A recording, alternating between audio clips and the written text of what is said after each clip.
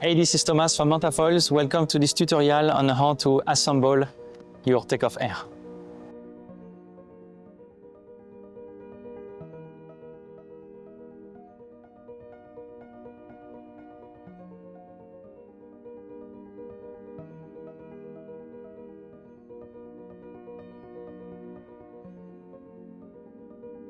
So we are going to do it in a few steps. First, we are going to prepare your board to position the T-nuts so that when we put them in unit, it comes directly. Then we are going to prepare the motor pod onto the mast. And finally, we are going to assemble all the kit onto your board. So your kit comes with two options of screws. You have the M8 screws with the M6 grub screws and the M6 screws with the M8 grub screws. They have the same T-nuts. You need to choose the one you need for your kit. This step to prepare your board is just to position the T-nuts inside. So it's the normal step that you're usually doing when you prepare your foil. So take the T-nuts that you need, put the grub screws inside, and then we are going to place them one by one inside of the tracks. Put the grub screws on the outside. It's going to be easier to adjust later on the positioning as per what you need. So place your mast onto your tracks. Bring your screws.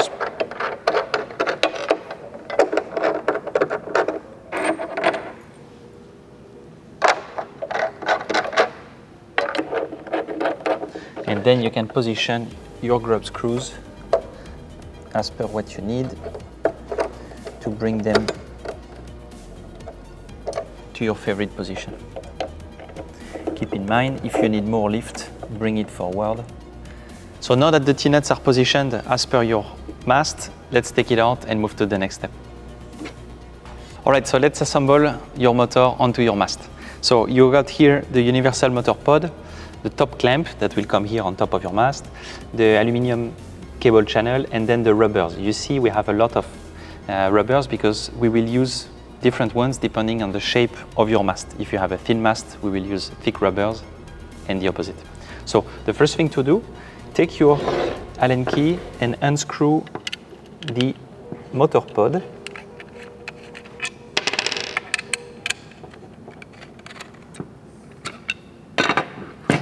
And do the same for the top clamp.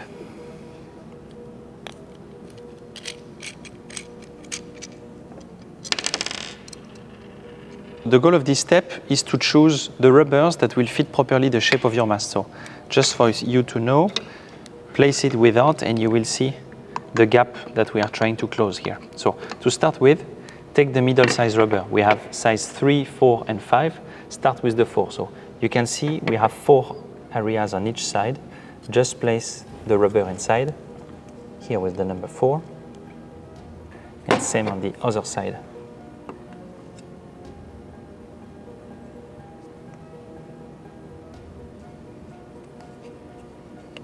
All right. Then you can take your motor pod, bring it here and try it on. Hold both sides, as I'm doing here, and see once you're holding to the max pressure of your hands, if it's still moving. Here I can see that I still have a bit of play. You see, plastic are touching each other on both sides, and yet it's still moving, which means I will need to go to the bigger size. What's important is that here I see that there is the same play in the front and the back, which means I will upgrade the size of both rubbers. If you see that the front is holding very well on your mast, but the back has some gap, then only go to the bigger size at the back. This is as per the shape of your mast.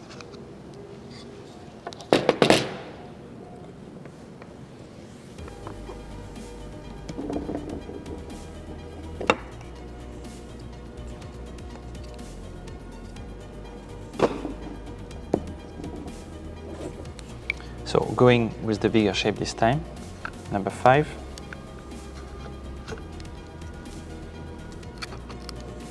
I can see now that it's super tight and I'm not yet fully closing the front, which means it's perfect because I'm going to use all the strength of the rubber on it. So keep in mind here also you don't need to over tighten it. If you're forcing too much on one side, it means probably you have a rubber that is too big on one side. So once you have the right rubbers in place, you can put your mast flat put the motor pod below, and then you need to choose the position of where you're going to put it. So the first thing that is interesting is take the aluminum cable channel. Keep in mind it's going to slot in here, and the top clamp is going to come here. So you want to have it at the top as a standard position, which would be like this. So now we can work on the motor pod. So to work on the motor pod, the first thing you need to do is place the aluminum cable channel. You see that it's sliding within each other, but most importantly, there is a notch at the top here that will go at the top in the motor clamp. This is what holds it in position. Then you have two slots, and each of the pod, the clamps here, are gonna go inside so that the aluminum cable channel doesn't move. So I'm taking the bottom part, and I'm going to place it below the cable. At the same time, you need to flatten the cable. So this motor cable has three actually cables inside, and they need to be flat if you want it to slot in perfectly. Then I'm placing the aluminum cable channel inside of the motor pod until I hear a little click for the little slot at the bottom. So to place the aluminum cable channel, the trick is keep the cable flat. So I'm holding it flat here, and then I can come with the front part inside, and now it fits properly in. Remember, you have a slot that you need to go catch inside of the motor plant, so slide it down up to the moment where you hear that it's locked in. Hop, they need to be completely in sync.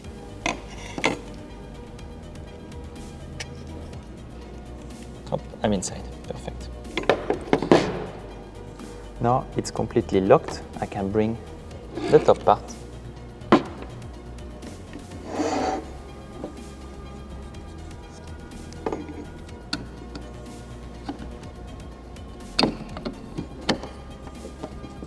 and hold it. Just before I tighten it, I'm making sure that the aluminum cable channel is really in, and you see now it's completely in. It moved a little bit, and now it's all good. So we can put back the screws. You have two screws, keep in mind. The longer one goes closer to the motor. Don't tighten too much until you have finished the front one. I keep it loose a little bit because I want to be able to move it. So for the top clamp, the best is bring back your mast vertically.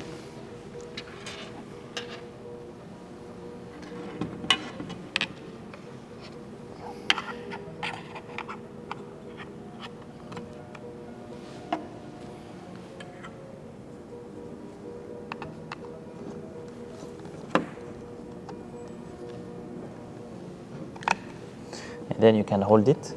The first part is actually to put the longer screw. You have three sizes of screw, long in the middle, very small at the back, and the medium size in the front.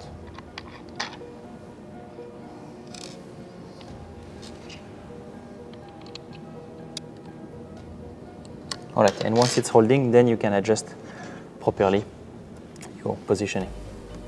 So before tightening, make sure that the cable channel is parallel and both of the clamps are actually positioned properly. You see here I'm a bit closer to the mast than here, so I can either bring the clamp closer here or bring this one backwards.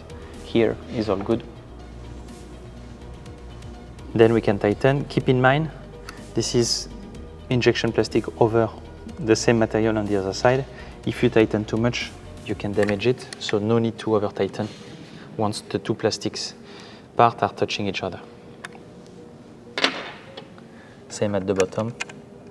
And if you see the two plastic parts are not touching each other, maybe you have used a rubber that is a little bit too thick in the front or in the back. This is what you need to check.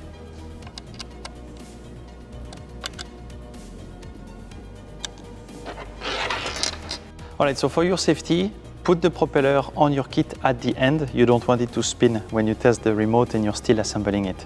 So the propeller comes in this box. You have here the propeller and 4 screws that are inside of this foam that you're going to take and that we are going to place onto your kit. The propeller here, the 2-blade propeller, needs only 2 screws. The 2 here are spares. So on your motor pod, you will notice you have 3, 3, and 2 that are on the opposite side. The two on the opposite side are the one we are going to use for this propeller. You can place the Allen key already, come directly on the hole for one, and then for the second one you should be aligned pretty easily. It's properly aligned, yes, and then you can tighten it. Recommendation, if you have some Loctite with you, you can apply it on the screws that are going to come inside of the propeller here. It's going to be better for the durability. And now let's move to the next step, where we're going to assemble your TakeOff Air main unit onto your board. So the first step on the main unit is to identify the side where you have the motor cable. As a little trick, the side where you see written Mantafoils here and not the side where you see the patent number. So this side is where we have the motor cable. I've just done it here, you will need to do it. It comes with this plastic protection here. You will need to pop it up here so that we can pass the motor cable. But before that, it's easier if you actually remove directly this casing to do it. The casing is off. You will see here the slot for your motor cable that we will be putting right now. Just before that, you need to remove this little torque screw here. So once you've removed the little torque screw here, the idea is to put the motor cable inside like this. But before that, we are going to put some silicone grease on the rubber on the side that you can apply with your fingers and on the connectors back on your batteries. Now that you're good to go, we can place it inside.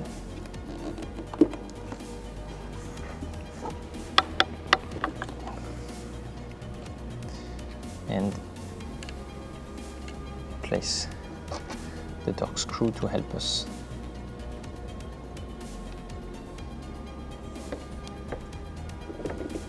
Perfect. Now we can close the casing on the side, but before that, we want to place the motor cable inside. So I'm lifting the mast, putting it in position. So once you've placed your mast on top of your main unit, you will have to place the motor cable inside of the casing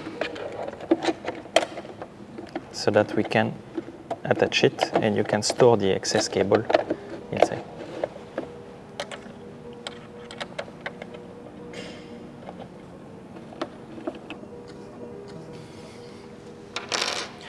Now we can take the bolts and attach the main unit on the T-nuts.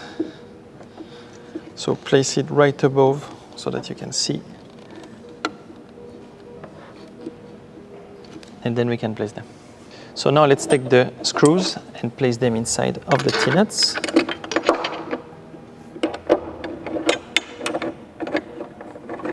Do not tighten yet, you want to have some play to move the main unit properly.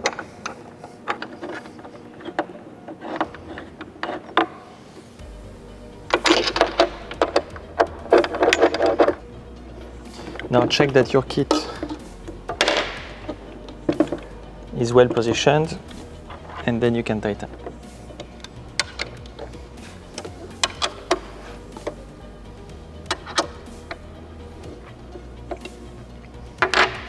So your kit is now ready. We can just plug the battery inside and check the connection with the remote. But before that, we want to show you how the battery comes with your kit.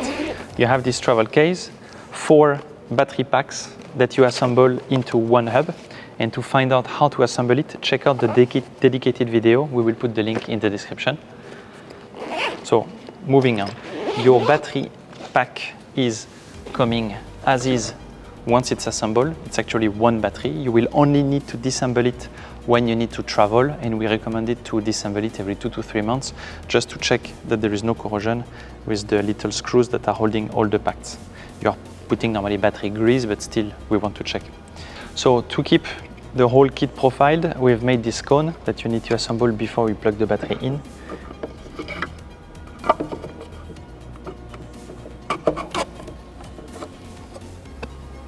All right, now on the cone, You can place or not, depending on if your board has a rocker or no, this little foam pad. It's just a 3M sticker that you're putting here, and it's gonna basically close the gap between the cone and your board. Make sure to apply some silicone grease onto the rubbers of the seal and onto your connectors.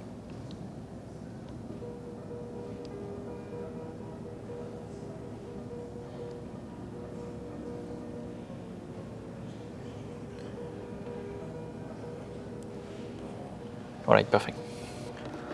Once it's assembled, you just need to click in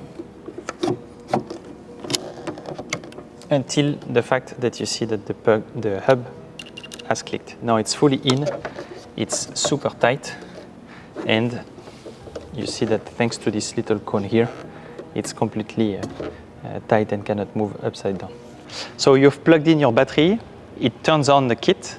To turn it off, you need to unplug the battery. To unplug it, you just press the little minus button here and shake your battery by pulling it. Now that it's on, you want to check that it's working, so take your remote, make a long press on the O button in the middle. It's going to turn on your remote. The first thing you need to do is to check that it's connecting to your kit. You have it at the top right, you have like little signal bars and the strength of the signal by the number of bars. Here I'm having all the bars, 4 bars. If I accelerate, nothing is happening because it's locked. To unlock it, minus, accelerate, and then you're good to go. That's it for the assembly of the TakeOff. To find out more about your remote, we have made a dedicated video that you can find the link in the description. We hope you have fun with your TakeOff. Ride safe.